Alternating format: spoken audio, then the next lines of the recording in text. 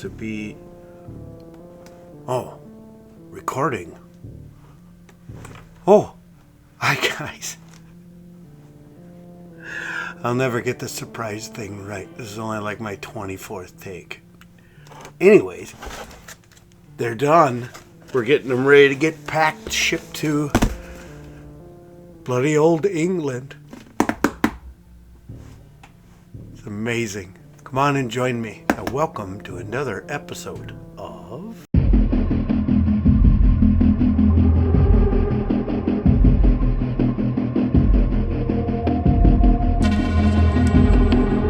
Okay, so here we are. We got this tile. As you can see, we have tissue paper. Most of the time you can just rip this down. The concept here, if I remember correctly, was we were going to have an old hermit of the sump here. One other thing that you guys are going to start noticing is that my plans change while I'm in the middle of these builds, because I get an idea of what I want it to look like in my head, and then, you know, it doesn't quite come out exactly the way it's supposed to. Maybe we have an underhive merchant's place.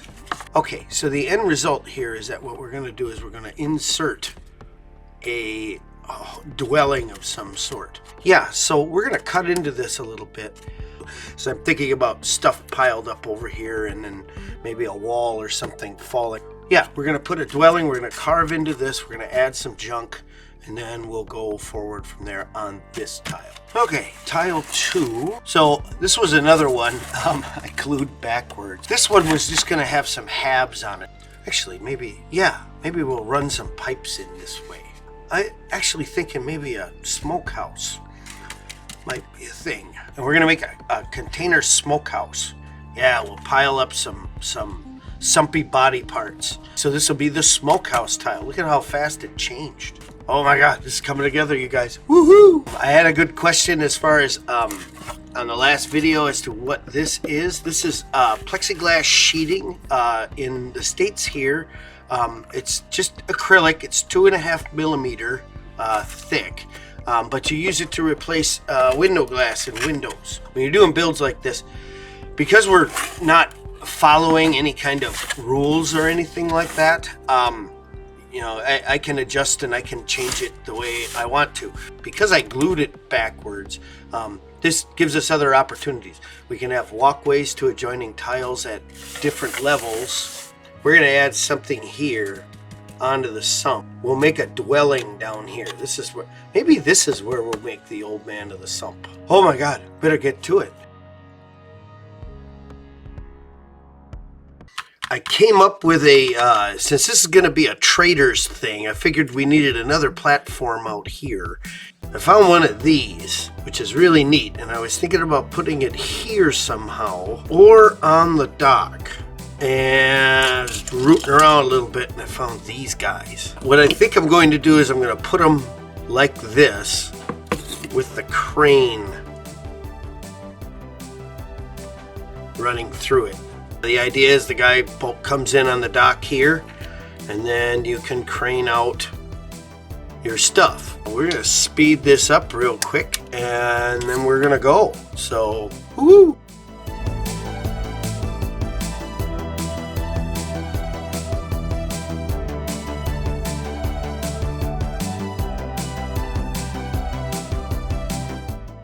Okay, so anyways, yeah, this is not gonna cut it. That's gonna bust as soon as anybody does anything to it.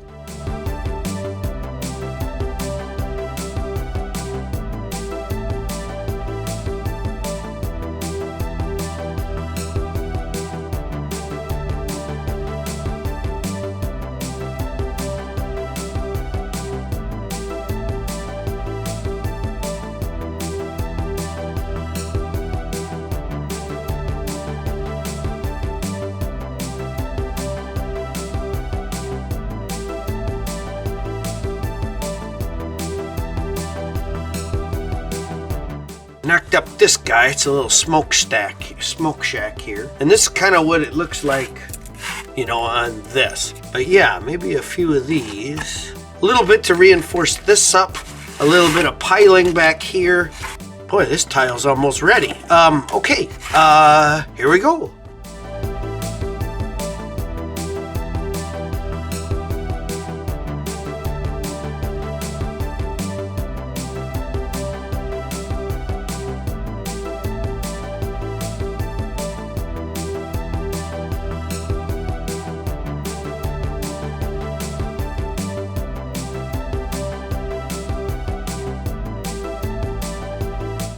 So what we're going to do here is we're going to make a little bit of a nomad house living.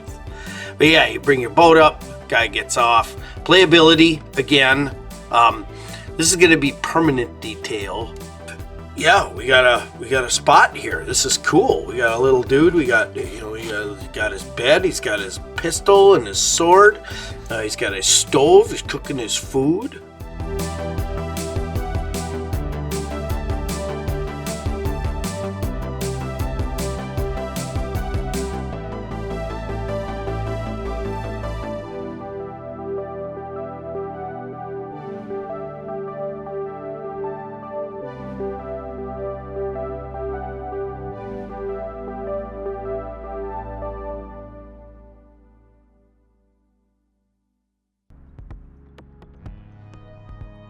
Okay, so painting.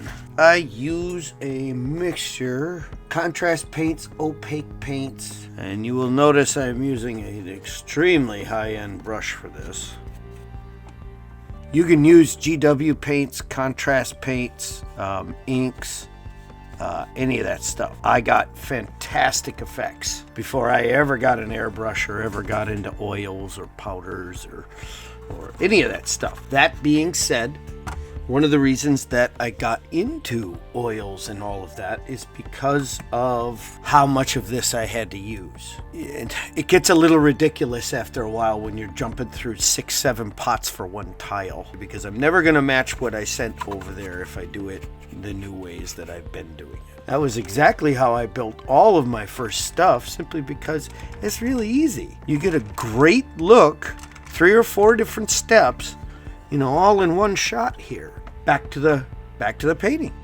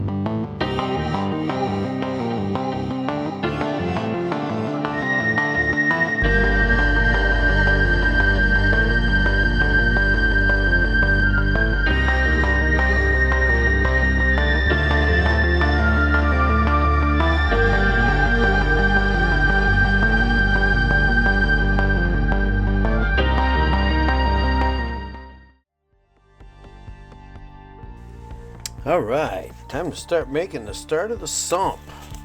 So what we're going to do is we're going to try to match this tile.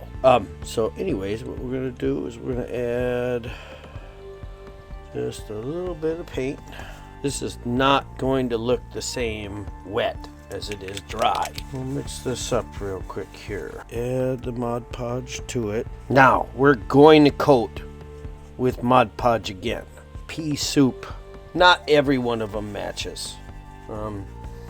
It's almost impossible. In fact, these 3 tiles coming probably will look just a tad bit different than the other ones. This does have some translucency to it. It's not going to become too apparent while it's wet like this.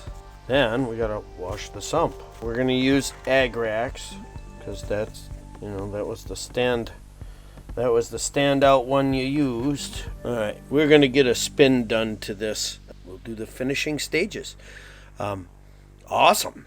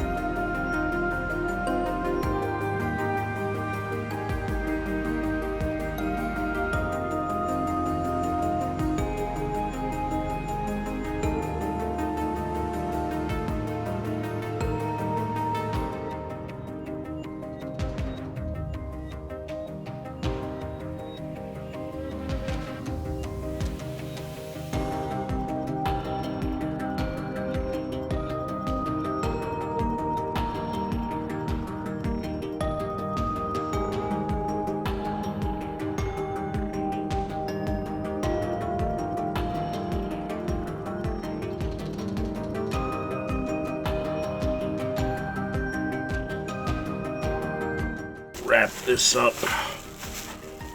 Looks like I gotta finish packing, you guys. Thanks so much for joining me. 2024, unbelievable. Thanks so much, you guys. Everybody that's helped us. Thanks to Sump City Radio, Hivescum Steve, Chris Underhiver, Idden, and Dell. Thanks so much to Carl from Underhive Art. I couldn't do this without your posters, dude. And thanks so much for this community. Jay and I are just dumbfounded with how awesome everything is. But looks like I gotta get done packing. Next up, more sump tiles. These are gonna be a little different though. Projects. This is gonna be awesome. Thanks again for stopping, you guys. And as always, please like and subscribe.